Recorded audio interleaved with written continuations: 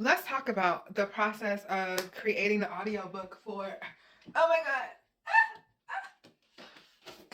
1201. So if you don't know, 1201 is coming to audio very, very soon. So if you have not gotten your copy, now is the time. But let's talk about the process, at least some of the process parts of it. So first things first, this is my very first audiobook, so I'm super, super excited about it. And thank you to Audio in Color, because if I did not win that grant, I don't know when y'all would have got an audiobook. I don't know, because audiobooks, so no to the girlies, to the readers, to being especially indie author comments saying, when is this coming on audio? You need to get the audiobook. Unless y'all got audiobook money for them authors. Because this is especially if you want to do it on your own, so you can get your full royalties as much as you can anyway. Yeah, it's not easy. So that being said, we're gonna talk about the audition process. So for 1201, we had 7 auditions per time and 4 auditions per midnight. So that was very fun. That was like my favorite part, was going through the auditions, because the first time you get to hear your book read, like a scene from your book read, and the scene that they read, I said, who picked this? Why did y'all pick this spicy scene? Like, I'm going to insert a little bit in from each. So Madison read this for time as per her audition. Okay, this should be a nice little, quick little. To be in a room watching someone and wanting to get off on it, I felt the urge to slap the little smirk peeking out on his face. I knew I wasn't explaining myself very well, and his judgmental ass found it amusing. Yeah, he answered simply. Remember, this is all about pleasure, releasing your inhibitions and leaning into things out of your comfort zone. I nodded as I crossed my legs, hoping to simmer down the feeling between them. I can't give you out too much because they was in a little spot, a little area. Now, Midnight, or Emmanuel, his started off, and I'm just like, why would y'all give him that scene to start off that way? Now, this is not safe for work. Okay, so before I press play, no, it's not safe for work. Okay, you've been warned. I'm going to just play the first line of this chapter. I don't even know why the chapter started off like that. I don't know who wrote that. Why was her pussy so fucking thick and pretty?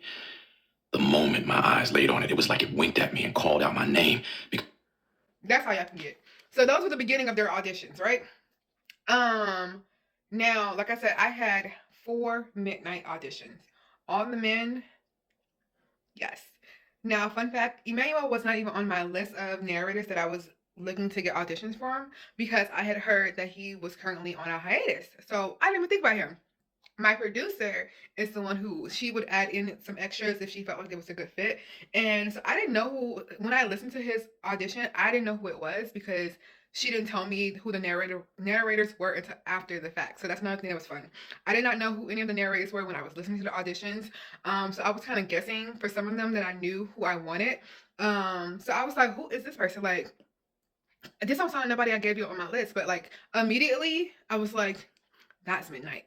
So when I seen that it was him, I was like, oh my God, nobody told me nothing. Okay, so then for my time auditions, I had a few that was on my list and a few that wasn't. Madison was actually at the top of my list because I had heard her on one of CCJ's audiobooks, and I was like, she gives me exactly what I'm looking for. And I wanted somebody that can give me like unhinged but refined, because Time, though she was a little messy and did some unhinged things, like she's really not, like she's like, yeah, no, she's a little bit more calmer, like naturally, but you know, if she has to take it there, she will take it there. So I wanted somebody who can give me that, and to give me, and can be very like with the comedic timing of Time, that needed to come through. So I felt like she can do that. And so I believe hers was the second to last audition that I listened to. No, it wasn't. It was the third audition I listened to, I believe. And like everybody else that kept coming in, I just was like, no. Like, they're good, but they're not giving me time.